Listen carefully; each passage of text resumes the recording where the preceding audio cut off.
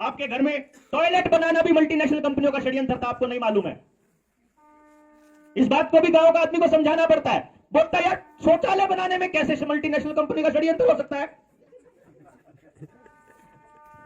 मैंने कहा चल समझाता हूं मैं तेरे को कि टॉयलेट बनाना मल्टीनेशनल कंपनी का षड्यंत्र कैसे है। मान लीजिए गांव के अंदर टॉयलेट नहीं है, तो कहीं ना कहीं तो फ्रेश होने के लिए जगह बनाओगे। वो जगह क्या बनेगी? गांव के चारों तरफ का जंगल, खेत नहीं जंगल होते थे स्पेशल। जंगल में जाया करते थे, सुबह सुबह जाया करते थे।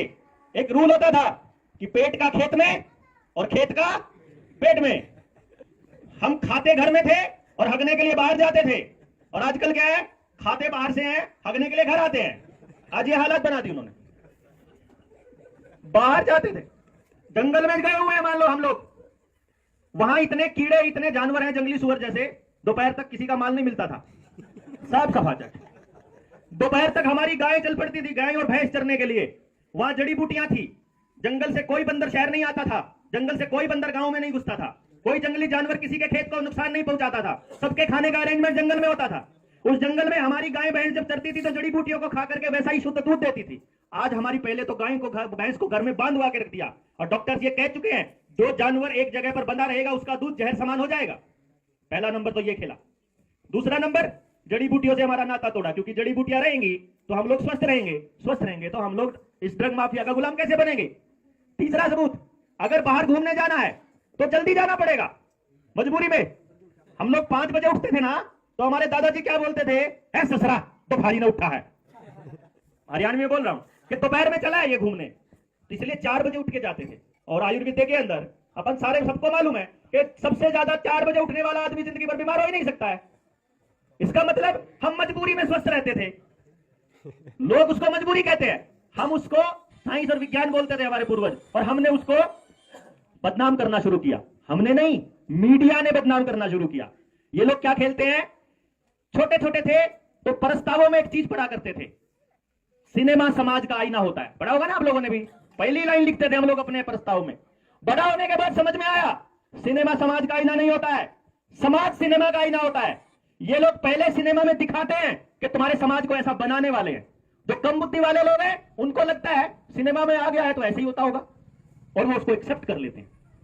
तो सिनेमा के अंदर जब आकर के उन्होंने बोलना शुरू किया, अरे तुम्हारी बहन बेटी बाहर घूमने जाती है, तुम्हारी बहन बेटी बाहर घूमने जाती है। उससे पहले उन्होंने जंगलों को काट करके वहां पर कारखाने उद्योग स्थापित करने का इंतजाम पहले कर लिया।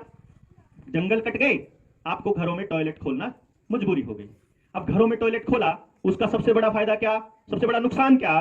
फायदा इनका, फायदा अपना नुकसान। इन्होंने अपने वहां, हम सेप्टिक टैंक बना सकते थे, इन्होंने सेप्टिक टैंक नहीं बनवाए, इन्होंने खड्डे खोदे घरों के अंदर, और उन गड्ढों में जो पानी था टॉयलेट वाला, उसने अंडरग्राउंड पानी को बर्बाद करना शुरू किया। पहला नंबर खतरा।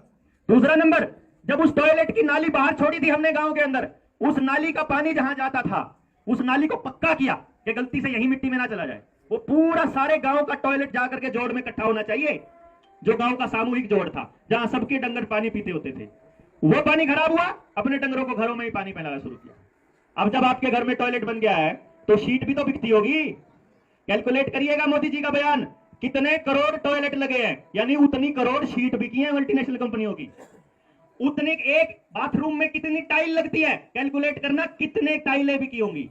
इतनी सीमेंट लगती है, इतना रेत बजरी लगता है, इतनी ईंटें लगती हैं। वो कोई आम घरों के बच्चों की है क्या? ये फैक्ट्रियां आपकी है कि मल्टीनेशनल कंपनियों की है? मल्टीनेशनल कंपनियों की है। फिर आपको वो नीला नीला भी होता है एक टॉयलेट साफ करने का, हर टॉयलेट में वो भी है, एक ब्रश भी है, एक मग्गा भी है, एक पानी की टूटी भी है, एक वो फवारा भी है, ठीक है, मोटर भी है, एक फिर वो हाथ धोने के लिए वो क्या बोलते हैं उसको, वॉश बेसिन भी है। और ये तो टॉयलेट की कहानी है, सेम रो कॉपी आपके बाथरूम में भी है। जहां हमें कपड़ा अड़ा करके नहा लेते थे, बचे हुए पानी को आंगन में फेर देते थे और वो सारा पानी वहीं के वहीं रहता था, एक बूंद पानी की खराब नहीं होती थी हमारी।